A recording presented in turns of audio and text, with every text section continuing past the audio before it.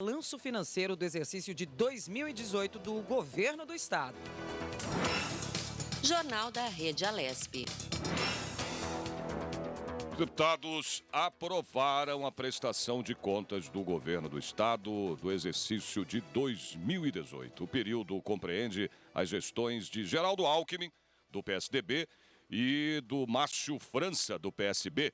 Esse projeto de decreto legislativo 33 de 2019, aprovado no plenário Juscelino Kubitschek, aqui da Assembleia Legislativa, considerou regulares, né, e aprovou as contas anuais apresentadas pelo Poder Executivo no ano de 2018. 58 parlamentares votaram a favor e 19 contra as contas. O Partido dos Trabalhadores declarou voto contrário. Infelizmente, a Comissão de Finanças deixou de prestar um serviço importante para o Estado, para as contas públicas. Se de fato tivesse votado a partir daquilo que foram dos problemas levantados pelo Tribunal de Contas, pelo Ministério Público de Contas, jamais o relatório da deputada Carla Mourão seria aprovado, principalmente pela falta de investimento no Fundeb, pelas questões ligadas aos recursos públicos que foram investidos de forma equivocada. Então, eu acho que assim, a aprovação do relatório é uma demonstração clara que o governo tem uma maioria, impõe a sua vontade, sem que os deputados reflitam um pouco mais sobre o que está acontecendo com as contas do governador.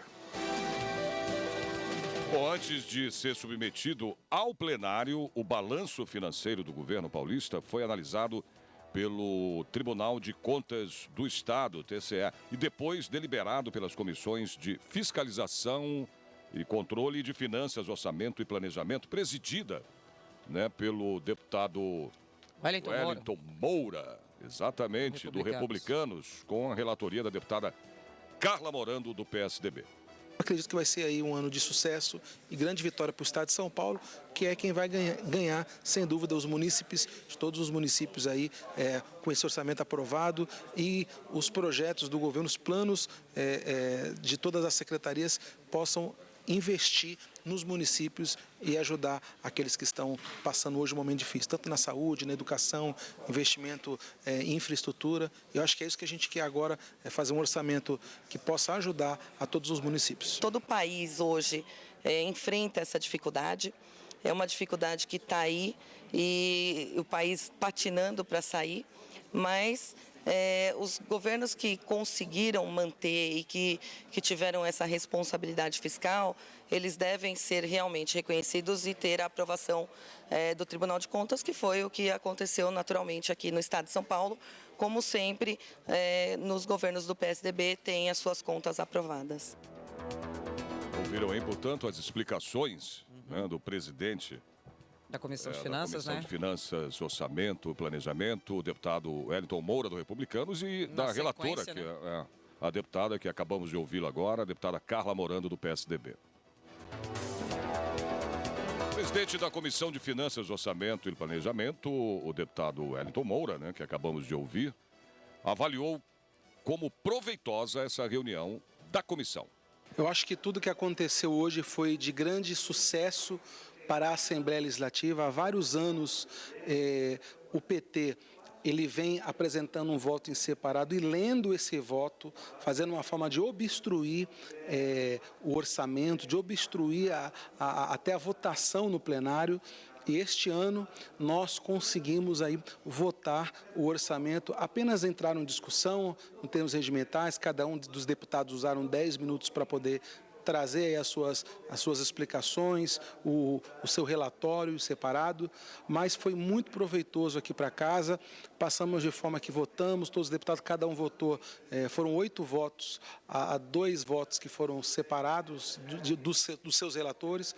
Foi um passo importantíssimo para que 2020 agora o orçamento ele possa ser realizado pelas secretarias, pelo Estado e nós possamos, sem dúvida, atingir o público-alvo, a população. Daí então as palavras do presidente da Comissão de Finanças, Wellington Moura, o presidente que estava se referindo às reuniões de ontem, Sérgio, foram ao todo 6 chamadas da reunião de Comissão de Finanças, porque uma vez tendo passado a aprovação das contas do governador, entrava em pauta o orçamento para 2020, que é isso aí que o nosso presidente acabou de falar. Orçamento que nas primeiras reuniões aí a gente teve um cancelamento, uma suspensão das reuniões, né, de manhã, na parte da manhã, mas que à tarde correu tudo bem. Mas voltando ao assunto aqui, Sérgio, o deputado Alex de Madureira, do PSD, destacou a confiança dos parlamentares nos trabalhos e alguns desafios enfrentados até agora. Os desafios foram os maiores, né, para mim, que estou no primeiro mandato e no primeiro ano de mandato, foi um desafio muito grande. Então eu tenho que aqui primeiramente agradecer ao deputado Wellington Moura, que é presidente da Comissão de Finanças, também a liderança do governo, ao deputado Carlão Pignatari, pela confiança, né, que depositaram nesse deputado que está chegando aqui na Assembleia Legislativa. É lógico, o relatório você não faz sozinho, tem uma equipe toda trabalhando para que possa se gerar esse relatório. Analisar essas 15.866 emendas, né, e nós conseguimos atender quase 30% das emendas em poucas subemendas que foram apresentadas aqui. Aí o deputado Alex de Madureira, né, no seu primeiro mandato e já como relator. Pegando né, esse do peso orçamento. todo, né? Ele foi da LDO, saiu super bem, ele acatou algumas emendas aí na época da LDO, analisou uma por uma aí, foi coerente, algumas na época, inclusive da LDO, Sérgio, não eram emendas para a lei de diretrizes, eram sugestões de emendas, na verdade, para a LOA, e que ele falou, não, eu vou acatar ali na frente. Então ele fez um trabalho impecável aí para primeiro mandato, sendo relator da LDO e agora da LOA, que é a Lei de Orçamento Anual, né? E o deputado Paulo Fiorilo, do Partido dos Trabalhadores, do PT, ele foi contrário, né, ao relatório final e citou pontos aí da peça orçamentária que ainda precisam, né, ser apreciados. Na realidade, o relatório apresentado pelo deputado Alex da Madureira, em que pese a tentativa de resolver pontualmente algumas questões, primeiro, ele retira dinheiro dos pequenos precatórios. Segundo, que ele não consegue atingir, por exemplo, programas como Leve Leite, programas que são importantes nesse momento de crise. Além do ler e escrever na educação, as universidades que precisavam de mais recursos. Por isso, o PT apresentou um voto em separado, considerando não só essas 3 questões que eu falei, mas outras que consideramos que são fundamentais. Verdade que o voto avançou em algumas coisas, na área de cultura, no IANSP, mas ainda muita coisa por avançar na área de transporte público, de educação, de saúde. Por isso apresentamos um voto em separado. Daí, então, as palavras do deputado Paulo Fiorilo, do PT, explicando por que apresentou o voto separado. Lembrando que o voto em separado é quando o relator apresenta o relatório dele do orçamento e não há uma concordância, por exemplo, de um dos deputados ou de um partido. Então, no caso, o deputado Paulo Fiorilo, ele estava contrário a algumas coisas, questionou algumas coisas, ele apresentou o relatório dele. Ontem também chegou em mãos até com o deputado Gil Diniz, ele chegou com um relatório também de voto em separado, mas acabou nem apresentando. Aliás, falando em deputado Gil Diniz do PSL, ele ressaltou aí algumas prioridades com as emendas aglutinativas. O orçamento é curto, né? Você cobre uma parte e acaba descobrindo outras, mas a gente tem essas prioridades, né? Que é a educação, a segurança pública, a saúde. Então, algumas emendas dos deputados já foram acatadas no relatório do deputado Alex da Madureira. Agora a gente vai trabalhar nessa emenda aglutinativa para quê? Para que outras emendas de outros deputados ou das bancadas entrem também. Por exemplo, no caso do PSL, está trabalhando a questão do Bom Prato, dos restaurantes Bom Prato. Então a gente vai apresentar uma emenda ali, colocar ali na aglutinativa essa questão também. Da questão daquela ponte dos Barreiros lá em São Vicente. É uma demanda, por exemplo, do deputado Caio França, que ele já trouxe aqui a plenário e tudo mais. Só que tem o nosso apoio também. A gente vai apresentar e tentar colocar nessa aglutinativa. E mais outras demandas, questão da saúde, as santas casas, esses programas. Tem uma questão também do esgoto em Guarulhos, que cai ali no Rio Tietê, por exemplo, que é uma demanda estadual. A gente vai estar trabalhando junto à liderança do governo para que sejam atendidas também. Então, a gente acabou de ouvir aí, né, Sérgio, a explicação do deputado Gil Diniz, falando das emendas aglutinativas, que é quando há mais de uma concordância com o mesmo ponto, né? Tem mais de um deputado que quer disponibilizar emenda. No caso aqui, ele até falou da Ponte dos Barreiros lá em São Vicente, que é uma ponte que está bem prejudicada, está em ruínas. E aí tem vários deputados aí que se juntaram nessas emendas aglutinativas.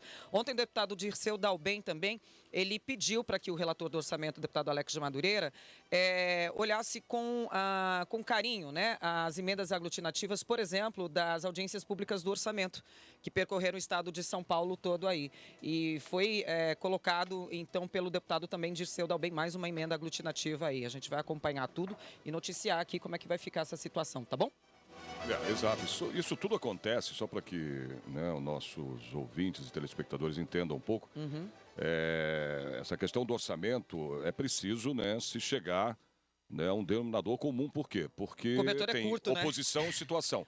Mas é preciso saber para onde, né, vai ser destinado esse dinheiro para essas instituições. Então, as pessoas acham, não, é uma briga de... Não é. Mas tem que ter essa Precisa discussão de acordo, mesmo. né? Tanto que a gente fala, né, que quando chega ao acordo, que está acordado, aí sim é aprovado. Sim. Mas é uma situação normal dentro de uma discussão de um orçamento, né, anual de um parlamento. Tá falando de 239 bilhões de reais. Então precisa ser aí pra muito 2020, né? bem visto, isso aí, muito bem discutido, né, para que se chegue, né, à denominação desse dinheiro às instituições que precisam. Eu vou falar, a área tá, de Sérgio? educação, saúde, enfim. A Comissão de Finanças e Orçamento, aí presidida pelo deputado Wellington Moura, parabéns, tá? Impecável, não só na presidência, como todos os membros, os componentes ali. Parabéns aos deputados aí. Pois é, e depois de todas essas explicações aí dadas, né, na Comissão do Orçamento, nós vamos falar agora de doença. É um assunto chato, vamos falar de sarampo, né? No Vale do Paraíba, que registra aí 282 casos confirmados de sarampo em 2019, olha isso.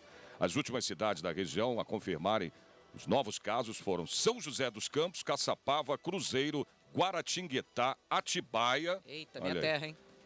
Caraguatatuba, São Sebastião, Potim e Joanópolis. Aliás, a gente chegou a ter um caso, né, Sérgio, de sarampo aqui com uma das colegas nossas aqui de TV. Graças a Deus, sanado, tudo bem. Todo mundo vacinado aqui, né, gente? Quem tomou vacina, levanta a mão aí. Todo mundo vacinou. É que a gente levanta fala aí, toda Sérgio. vez aqui, né?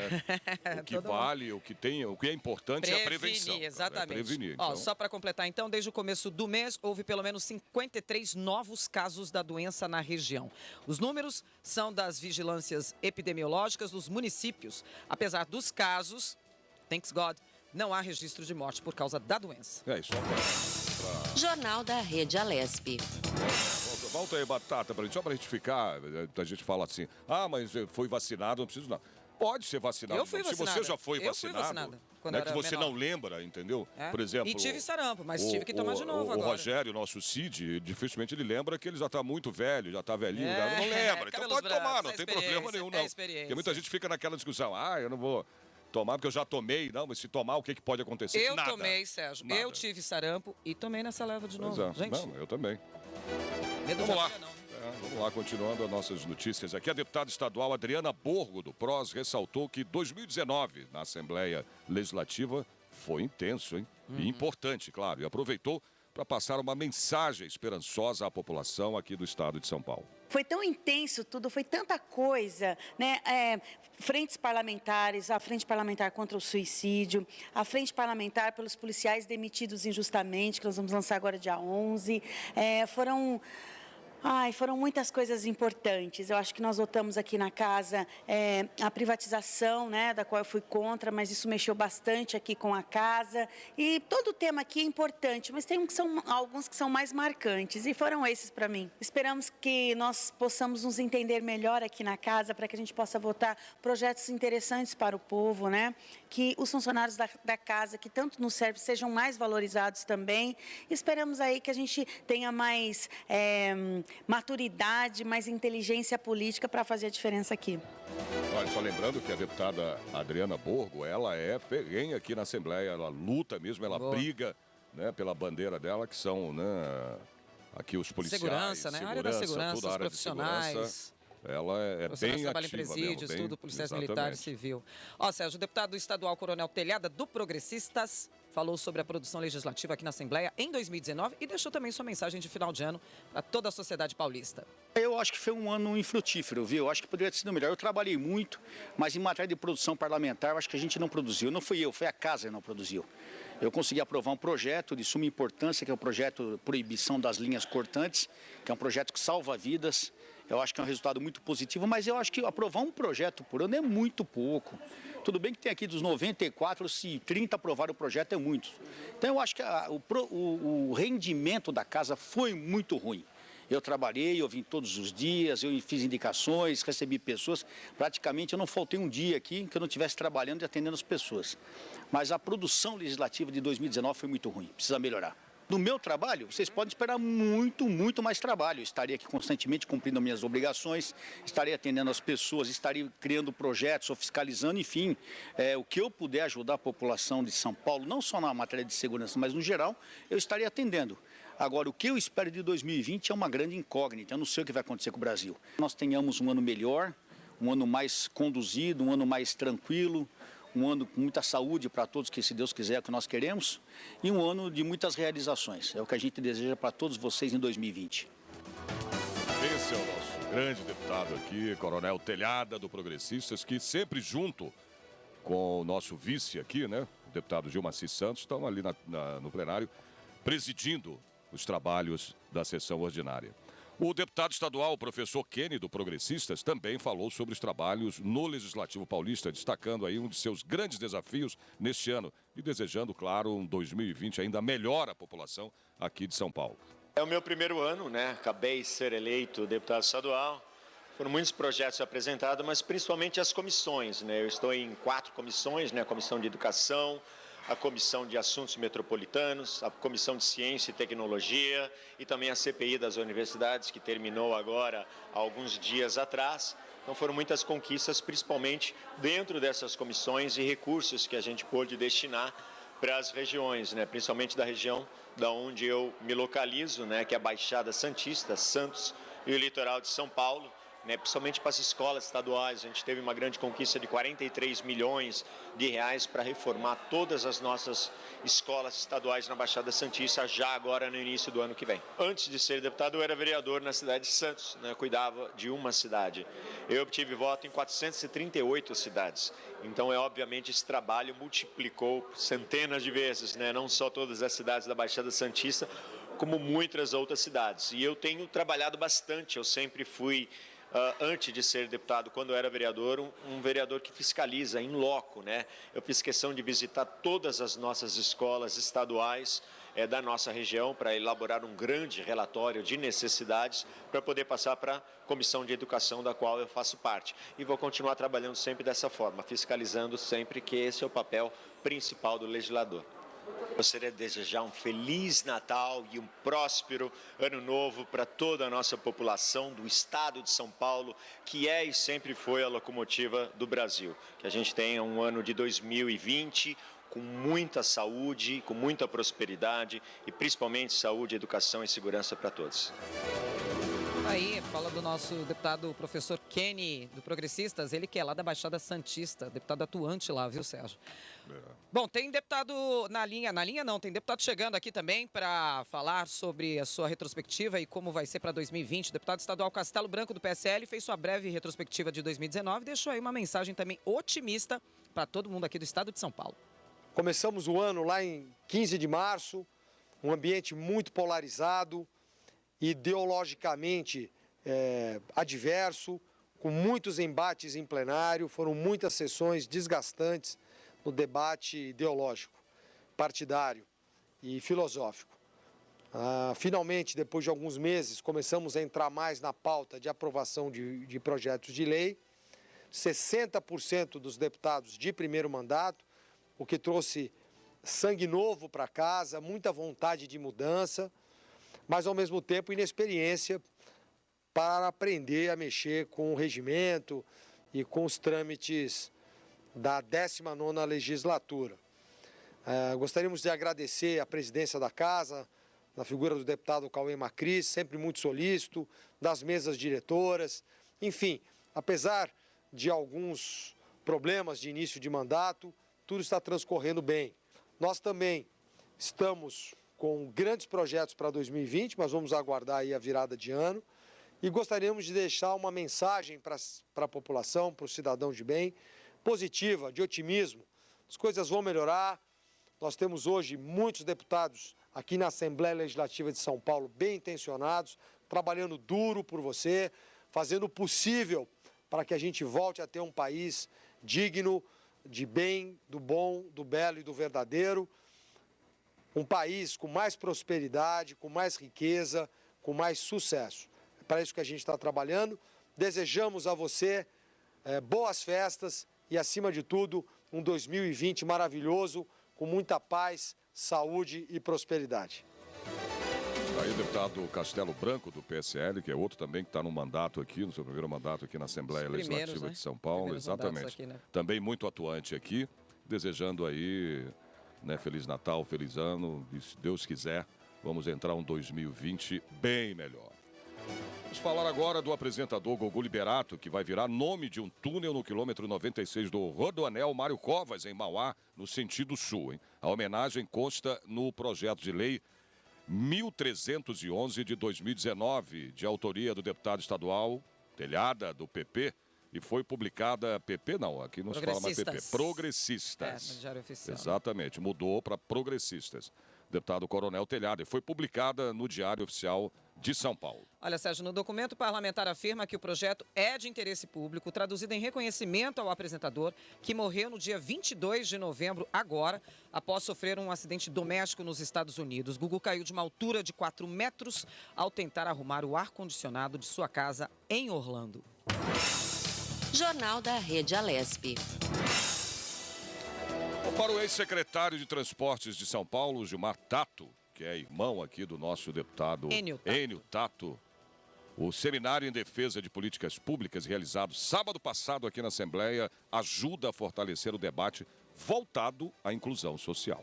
A iniciativa do deputado Dr. Jorge do Carmo para fazer esse debate e alertar, primeiro, que está havendo esse desmonte das políticas públicas e a população, ao mesmo tempo, a população precisando cada vez mais dessa assistência, desses acessos a essas políticas. Então é um alerta, fazer um debate, aprofundar e ver como que a gente consegue fazer com que o Estado possa realmente ter políticas, recursos para isso, ações no sentido de fazer que a população tenha acesso ao transporte de qualidade, à educação, à saúde, à assistência social, e por isso da importância deste debate. Bom, o deputado estadual Dr. Jorge do Carmo, do PT, também comentou sobre a importância desse seminário aqui para a sociedade. Achamos importante fazer um seminário para dialogar um pouco sobre essas políticas e também fazer uma breve prestação de conta desses 9 meses de mandato. A historiadora Selma Rocha destacou ainda pontos importantes para a educação qualificada. Eu acredito que seja muito importante que o ano que vem nós defendamos a vinculação, tem gente que está atacando isso na reforma tributária, que nós defendamos uma contribuição social chamada salário-educação. Tem projeto de lei na Câmara e no Senado propondo acabar com o salário-educação, que nós defendamos o Fundeb, que é importantíssimo para financiar a educação pública, que nós defendamos projetos nas secretarias estaduais e municipais de educação, visando prevenir e superar a violência nas escolas, e projetos curriculares e culturais que permitam aos meninos terem direito à cultura e à ciência.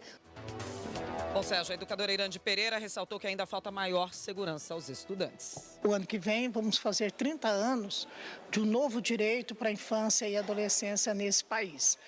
Então, eu acredito que o evento de hoje é para a gente discutir os novos rumos e como que nós vamos enfrentar, a partir dos 30 anos do Estatuto da Criança, modificações substantivas no modo de ver e pensar e fazer para essas crianças e adolescentes do nosso país, mas especialmente aqui do estado de São Paulo. E segundo o deputado federal Newton Tato, do PT, aqui de São Paulo, o trabalho do deputado estadual, Dr. Jorge do Carmo, faz valer, de fato, a democracia no estado. Hoje aqui eu estou vindo num evento na Assembleia Legislativa, organizado pelo deputado Dr. Jorge, que é juntamente para poder debater as políticas públicas. Dr. Jorge, que tem feito um esforço muito grande de mobilizar os movimentos, as entidades, enfim, a sociedade, para poder fazer valer a democracia de fato. E a democracia de fato, ela só acontece quando tem participação popular. E assim, quando a gente elabora políticas públicas, ouvindo a sociedade, tem muito mais chance de acertar aquilo que é o anseio da sociedade e do povo como um todo.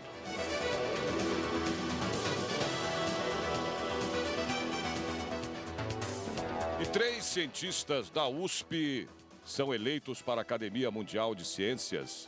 Célia Regina da Silva Garcia. Quase Silvia Garcia, né? Exatamente. Quase Luísa minha Lina Villa e Edson Antônio Ticianelli, que estão na lista aí de 36 novos membros divulgada pela academia. Pois é, a Célia é docente, Sérgio, do Departamento de Análises Clínicas e Toxicológicas da Faculdade de Ciências Farmacêuticas da Universidade de São Paulo, da USP, né? Desde 1995. A sua indicação se deu pelas novas contribuições para a compreensão dos sinais químicos que regulam o desenvolvimento do parasita da malária.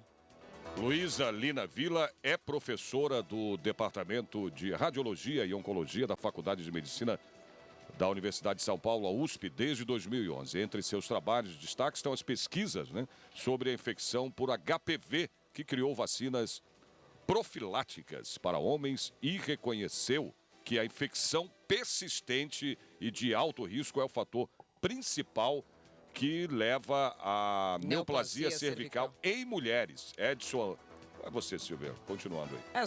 São 3 cientistas, né, que foram indicados aí. O terceiro cientista é o Edson Antônio Ticianelli, professor do Instituto de Química da USP de São Carlos. Ele que é membro aí da Academia de Ciências do Estado de São Paulo e da Academia Brasileira de Ciências. Bom, o resultado parte de suas contribuições para a área de eletroquímica, envolvendo aí processos de oxidação de hidrogênio, redução de oxigênio na célula e combustível eletrizadores de água e redução de dióxido de carbono. Na lista, 36 novos membros da Academia Mundial de Ciências. Há ainda outros 2 professores brasileiros. A Márcia Cristina Bernardes Barbosa, né? Da Universidade Federal do Rio Grande do Sul. Já tá nela. O Wilson Savino, da Fundação Oswaldo Cruz. Muito bem, vamos falar agora de esporte. Que esporte é esse, Sérgio? Eu até estava perguntando aqui para vocês, né? Basquete 3x3. Pois é, é isso mesmo. E aí? No próximo ano, quer dizer, são 3 de um lado, 3 do outro. Tá, beleza. Isso aí... Que é 5-5, né? Mas aí isso se rolou, acho que acontece muito em pelada. Né? Quando vai aqui no Ibirapuera, nas quadras aqui do Ibirapuera, você vê a galera jogando 3 contra 3, é normal. Tá, agora vai virar oficial, isso é legal. No próximo ano, o basquete 3x3, né, que é chamado, vai participar pela primeira vez dos Jogos Olímpicos. Para poder fazer bonito em Tóquio, no Japão, o Brasil pode aí contar com alguns dos destaques do São Paulo. Como disse o Unip. Exatamente. Os atletas conquistaram a Copa do Mundo Universitária em novembro, lá na China. E o resultado histórico mereceu homenagem aqui da Assembleia Legislativa, né, do deputado Tiago Auríquio, do PL. Pois é, Sérgio, jogadores de basquete 3x3, André Ferros, Gianluca, Leonardo Branquinho, ficaram felizes com a homenagem do deputado Tiago Auríquio, do PL. E a gente vai ouvir agora um pouquinho do que eles falaram. Foi bem difícil chegar até esse Mundial, teve várias etapas que tivemos que passar, ser campeão. Então a gente espera ser bem reconhecido e ajudar a divulgar o esporte, essa conquista. Então é um momento de felicidade muito grande. Fomos homenageados pela universidade, em alguns outros lugares também.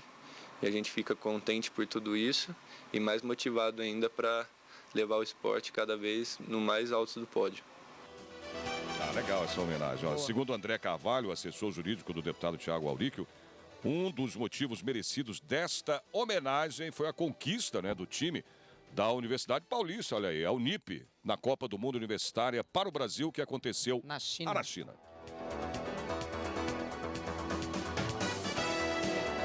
Vamos lá, continuando. Tem agenda chegando, Sérgio. Tem agenda chegando aqui, vamos lá? Gente, às 11 da manhã de hoje, uma sessão pública, um sorteio que vai ter. Um sorteio, né? Legal. No horário aí das 11 até as 4 da tarde, 11 da manhã de hoje, às 4 da tarde, na sala de reunião 1113, que fica aqui no primeiro andar do prédio anexo. No obstante, é a Comissão Permanente de Licitação. 2h30 da tarde, Sérgio, tem sessão ordinária, o expediente aí chegando 2h30 com os deputados no plenário, Juscelino Kubitschek.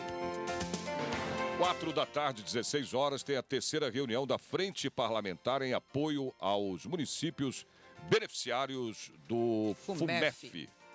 Às 16 horas até às 19. O local é na sala de reunião 3113, aí também do prédio anexo no terceiro andar. O solicitante é o deputado André do Prado. 4h30 da tarde, sessão ordinária, só que ordem do dia aí no plenário Juscelino Kubitschek. Lembrando, Sérgio, que a gente hoje está com a agenda mais curta por uma razão. Hoje o foco todo é no plenário Juscelino Kubitschek. Por quê? Porque hoje vai votar o orçamento. A expectativa é essa, né? Não, vai se De reunir votar o orçamento. votação do orçamento. Tá na hora de dar tchau, Sérgio. Perfeito, vamos lá. Chegamos ao fim do nosso jornal da Rádio Alesp. Dando A tchau. sonoplastia, exatamente, do Josiel Cândido e o Roberto Dias. Batata. Coordenação da Rádio Alesp, Fabiola Altran. Diretora executiva da TV, Lilian Busato. Diretor de comunicação da Assembleia Legislativa, ó, até engasguei aqui, Matheus Granato. Coordenação do jornal da Rede Alesp, O Cid. Rogério Pincelli, nosso famoso Cid Moreira. Aliás, a gente chama ele de Cid, gente, pelos cabelos brancos Por aqui. causa do Cid Cid Moreira. Moreira, tá? Ele não se chama Cid, ele é Rogério Pincelli. Bom, web imagem, Giba, mas hoje quem tá lá é a Carol. Produção, a nossa italianinha Andrea Riccio Apresentação eu, Silvia Garcia. e Sérgio Everton. Gente, bom dia, boa quarta a todos e a gente tem o nosso próximo encontro marcado para amanhã. Tchau. Às 9h30 da manhã. Bem lembrando isso, hein, Silvia? 9h30 da manhã estaremos aqui com o nosso jornal da Rede Alesp. Até lá.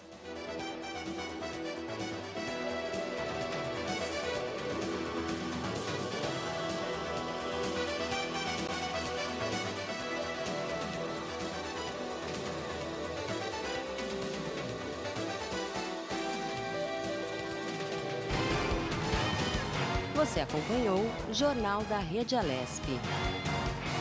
Tudo sobre o Legislativo do Estado de São Paulo.